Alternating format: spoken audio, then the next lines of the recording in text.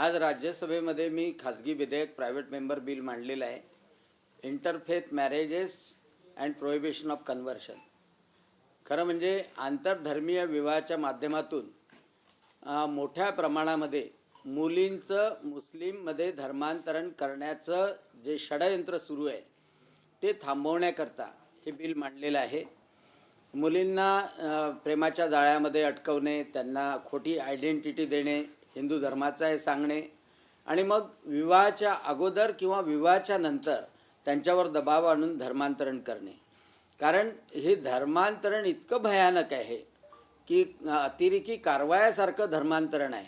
अतिरेकी कारवायामध्ये तरी तो हिंदू माणूस मरतो, त्याची संख्या कमी होते, पण या धर्मांतरणामध्ये एक मुस्लिम वाढवणे आणि तोही त्याला हिंदूचा द्वेष करायला शिकवणे अशा प्रकारचं आहे. आणि हा सगळा ऑर्गनाइज क्राईम आहे.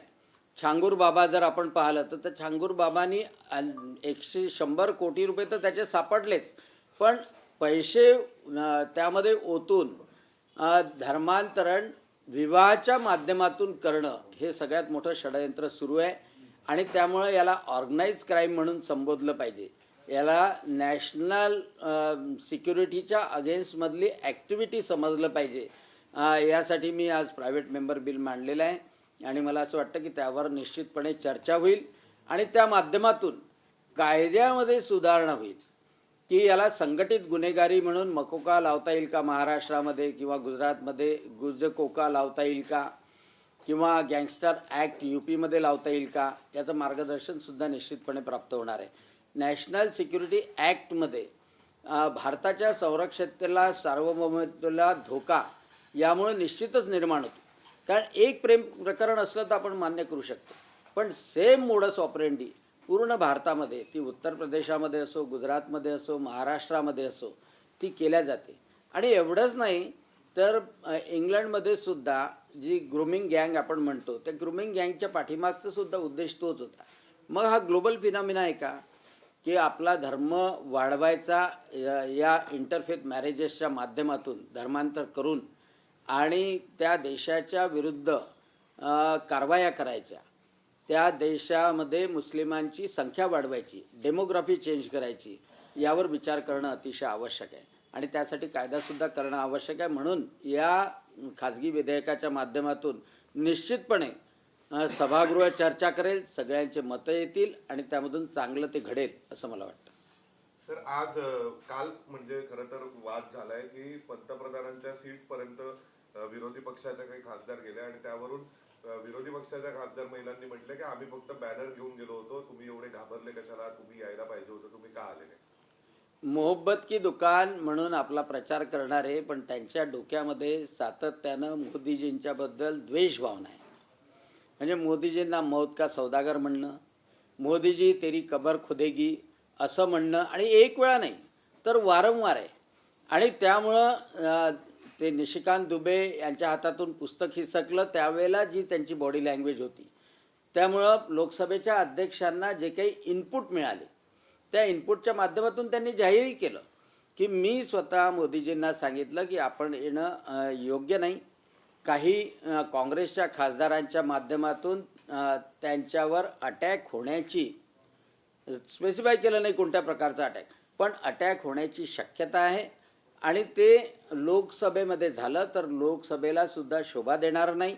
दुर्दैवानं त्या काँग्रेसच्या खासदारांना ते कळत नाही आणि त्यामुळं न येणं बरं. आणि म्हणून मोदीजींना लोकसभेच्या अध्यक्षांनी ते कळवलं आणि म्हणून तो कन्फ्रंटेशन, जो काही अटॅक होण्याचा प्रसंग होता, तो टाळला गेला. पहा, अशा याच्यामध्ये काही महिला खासदार संघटितपणे जाऊन मोदीजींना अडवणे, मोदीजींच्या अंगावर अटॅक करणे, हमला करणे, त्याच्यामुळे पूर्ण देशाची गरिमा खराब झाली असते.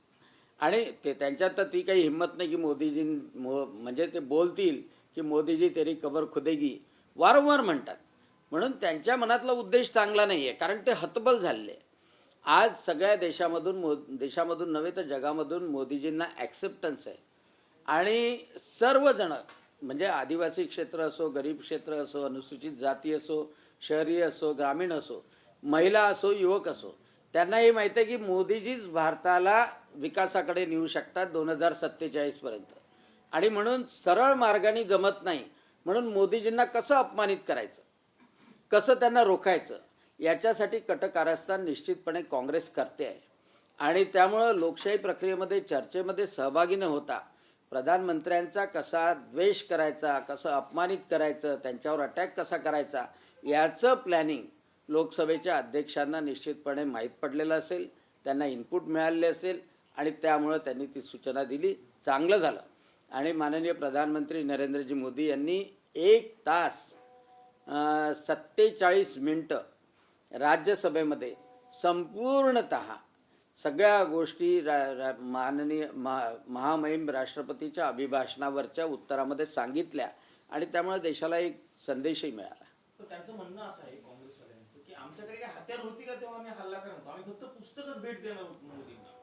हत्याराची गरजच नाही आहे. तसंही खासदारांचा एवढा सन्मान असतो की कोणत्याही खासदाराला आतमध्ये जाताना सुद्धा कुठे स्कॅन केल्या जात नाही, कुठे त्याला तपासलं जात नाही. कारण की हे गृहीत धरलेलं आहे की खासदार कोणतंही हत्यार नेणार नाही, हे गृहीत धरलेलं आहे.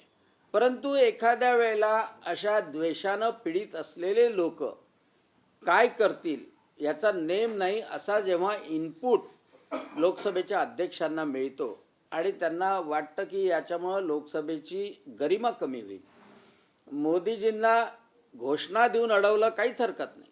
राज्यसभेमध्ये काँग्रेसच्या खासदारांनी घोषणा देऊन अडवलं, काही हरकत नाही. घोषणा दिल्या, 15 मिनिटात ते थकले आणि त्याच्यानंतर ते सभात्याग करून बाहेर गेले. पण ज्याप्रमाणे दुबेंना ज्याप्रमाणे त्यांच्या हातातून पुस्तकं हिरावण्याचा प्रयत्न केला, त्यांच्या अंगचटीला येण्याचा प्रयत्न केला काँग्रेसच्या खासदारांनी, ते काही योग्य नव्हतं. आणि तेच प्रधानमंत्री नरेंद्रजी मोदी यांच्या बाबतीत घडू नये, घडेल अशी जे इनपुट होते. आणि त्यामुळं माननीय ओम बिर्लाजी अध्यक्ष लोकसभा यांनी तो निर्णय घेतला असावा असं मला वाटतं. आणि ते योग्यच झालं की प्रधानमंत्री राज्यसभेमध्ये आले आणि राज्यसभेमध्ये 1 तास 47 मिनिटंपर्यंत बोलले.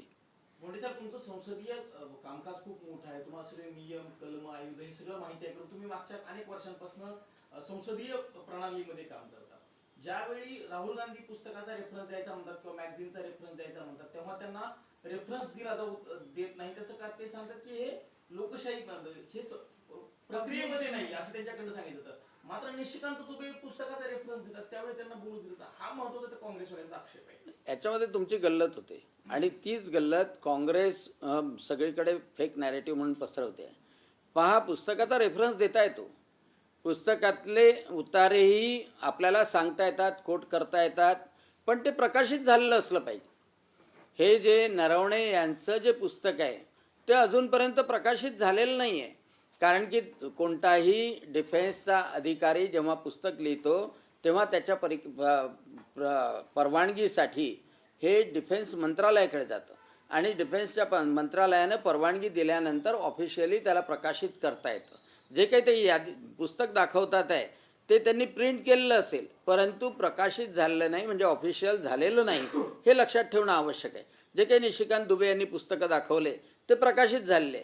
तुम्हाला माहिती आहे, हिमालयन ब्लंडर म्हणून नावाचं पुस्तक होतं, जे दळवी यांनी लिहिलं होतं. महाराष्ट्रातलेच लेफ्टनंट कर्नल होते आणि त्यांनी लिहिलं होतं चायना वॉरच्या अगेन्स्टमध्ये. त्यामध्ये स्पष्टपणे दळवी यांनी आरोप केले होते नेहरूजींवर, जनरल कौलवर आणि संरक्षण मंत्री मेननवर.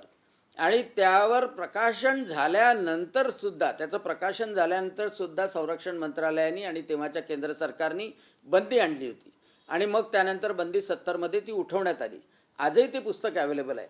तसं प्रकाशित झालेलं पुस्तक जर राहुल गांधींनी दाखवलं असतं तर कदाचित त्यामधले रेफरन्सेस दाखवता आले असते. पण आपण जर पाहिलं असेल की संरक्षण मंत्री राजनाथ सिंग यांनी काय म्हटलं कि आप जो किताब का रेफरेंस दे रहे वो कभी पब्लिश हुआ है क्या?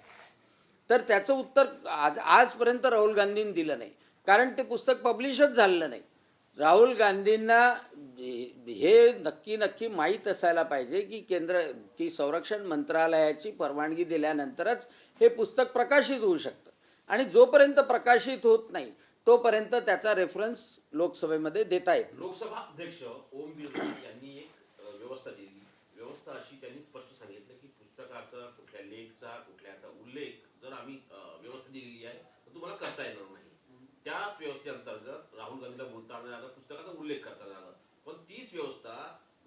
दुबे यांच्यासाठी का नाही असा देखील काँग्रेसचा सवाल आहे. नाही, बिर्लाजींनी जे सांगितलं पूर्णच्या पूर्ण ते पुस्तक खरं मानून त्यावर चर्चा नाही करतायत. कोणत्याही पुस्तकावर वर्तमानपत्राच्या लेखावर चर्चा नाही करतायत, परंतु त्याचा उल्लेख मात्र करता येतो. हे त्यावर चर्चा जर मागत असेल तर ते चालणार नाही. परंतु जे पुस्तक प्रकाशितच झालं नाही, ज्याचा जन्मच झाला नाही, ज्याचा जन्म झाला नाही त्या गोष्टीवर कसं तुम्ही त्याचं कोटही कसं करू शकाल. आणि जर ते पुस्तक एकीकडे राहुल गांधीला बोलताना माईक बंद केला जातो, त्याच धर्तीवरती निशिकांत दुबे जेव्हा जे असंसदीय शब्दांचा वापर करतो तेव्हा त्यांना तो माईक बंद केला जात नाही असंही काँग्रेस. असंसदीय शब्द आहेत. अध्यक्ष महोदयांनी ताबडतोब सांगितलं की असंसदीय शब्द हे एक्सपंज केले जातील, म्हणजे कामकाजामधून काढले जातील. असे अनेक वेळा असंसदीय शब्द विरोधी पक्षाकडून किंवा सत्ताधारी पक्षाकडून काढल्या जातात. असंसदीय शब्दाची व्याख्यासुद्धा आहे, त्याचे शब्दसुद्धा दिलेले आहे. खोटं बोलणे, झूट बोलणे हे सुद्धा असंसदीय म्हणून धरल्या जातं. असत्य म्हटलं तर ते होत नाही. परंतु यामध्ये सर्वात महत्त्वाची गोम आहे की ज्या पुस्तकाचा जन्मच झाला नाही, जे पुस्तक प्रकाशितच झालं नाही, ज्या पुस्तकाला संरक्षण खात्याने परवानगीच दिली नाही, अशा नरवणे यांच्या पुस्तकाचे कोट देताच येऊ शकत नाही. जे अस्तित्वातच नाही, खऱ्या अर्थाने प्रकाशनच झालं नाही, ज्याला मान्यता दिली नाही, म्हणजे त्यावर बंदी नाही आणलेली, त्याचा जन्मच झाला नाही. आणि जे निशिकांत दुबे यांनी पुस्तकं दाखवले ते सध्या प्रचलित आहे. त्या पुस्तकामध्ये ती लिहिलेलं आहे आणि त्यामुळे त्याच्या कोटवर चर्चा होणार नाही, परंतु कोट मात्र सांगता येतात. माझ्याकडे पब्लिश पुस्तक आहे ते मी PM ला देतोय. तेच सांगतो ना की राहुल गांधी हे फेक नॅरेटिव्ह जसं संभ्रम करतात की आजही तुम्ही गुगलवर गेले तरी तुम्हाला दिसेल की नरवणे यांचं पुस्तक प्रकाशित झालेलं नाही. ते क्लिअर कट येत आहे. सर, संजय राऊत सांगतात की मोदी यांच्या पहिल्यापासून आम्ही आहोत, आम्हाला माहिती आहे संसद काय आहे, मात्र खासदारांना घाबरतात का मोदी? त्यांची 56 इंची छाती कुठे गेली जेव्हा ते हे करतात? मी खासदार आहे म्हणजे देशाचे रिप्रेझेंटेटिव्ह आहेत, त्यांना घाबरणं काय हे आहे असं त्यांनी सांगितलं. त्यांना घाबरतात की एप्स्टेन फाईल्स किंवा दुसऱ्या अशा कोणते मुद्दे येणार होते त्यांना मोदी घाबरतात. मोदीजी कशालाच घाबरत नाही, कारण की मोदीजी जागतिक स्तरावर पाकिस्तानला घाबरत नाही, विरोधी राष्ट्राला घाबरत नाही. आणि आपण पाहिलेलं आहे की ऑपरेशन सिंदूर करताना किंवा दुसऱ्या देशात हमला करताना सुद्धा त्यांच्या चेहऱ्यावर कधी घाबरण्याचं चिन्ह दिसलं नाही. आणि त्याच्यामुळं संजय राऊतांना मी एक सांगू इच्छितो की खासदारांनाही घाबरत नाही किंवा कोणी हल्ला करणाऱ्याला घाबरत नाही, पण हल्ला करणारा जर कोणी पैदा झाला असेल ना तर त्याची चटणी होऊन जाईल भारतामध्ये. मोदीजींवर कोणी हल्ला करणार असेल तर त्याची चटणी झाल्याशिवाय राहणार नाही, एवढं जनमत मोदीजींच्या बाजूने आहे. परंतु जेव्हा असं दिसतं लोकसभेच्या अध्यक्षांना की काही सदस्य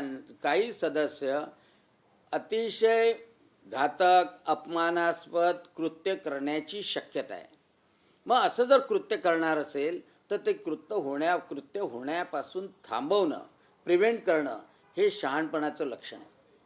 आणि म्हणून त्याप्रमाणे लोकसभेच्या अध्यक्षांनी सूचना दिल्या असतील. पहा, मोदीजींच्याबद्दल वारंवार द्वेष व्यक्त करणं समजय राऊत असो किंवा काँग्रेसवाले असो यांनी वारंवार तो मनसुबा केलेला आहे. अरे काँग्रेसच्या मोठ्या नेत्याच्या सोबत समोर त्यांचे कार्यकर्ते म्हणतात मोदी तेरी कबर खुदेगी. कधी त्यांनी डिनाय केलं? त्या कार्यकर्त्याला पक्षातून काढून टाकलं की असं कसं बोलतोय प्रधानमंत्र्यांच्या बद्दल? मोठे काँग्रेसचे नेते मोदीजींना मौत का सौदागर अशा प्रकारच्या भाषेमध्ये बोलतात. त्याचा निषेध व्हायला पाहिजे. आणि संजय राऊतच्या तर भाषेवर कधीच कंट्रोल राहिलेलं नाही, वर्तणुकीवर कंट्रोल राहिलेलं नाही, नियंत्रण राहिलं नाही. मला वाटते ते पत्राचाळची केस होती, ती श्रद्धा नावाची महिला होती, तिला किती घाणेरड्या शिव्या दिल्या. आणि त्याच्यामुळं संजय राऊत सारख्या घाणेरड्या शिव्या देणाऱ्या सपना पाटकर तिला किती घाणेरड्या शिव्या दिल्या की कोणत्याही माणसाला, महिलांना लाज वाटेल अशा प्रकारचं बोलणारा संजय राऊत आहे.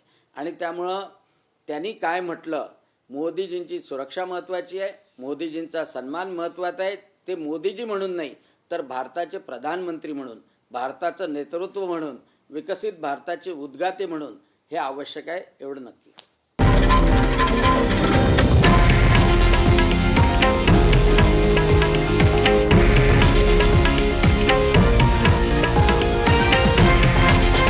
हे आहे देशातील नंबर 1 न्यूज नेटवर्क आणि आपण पाहत आहात TV9 मराठी, एकमेव.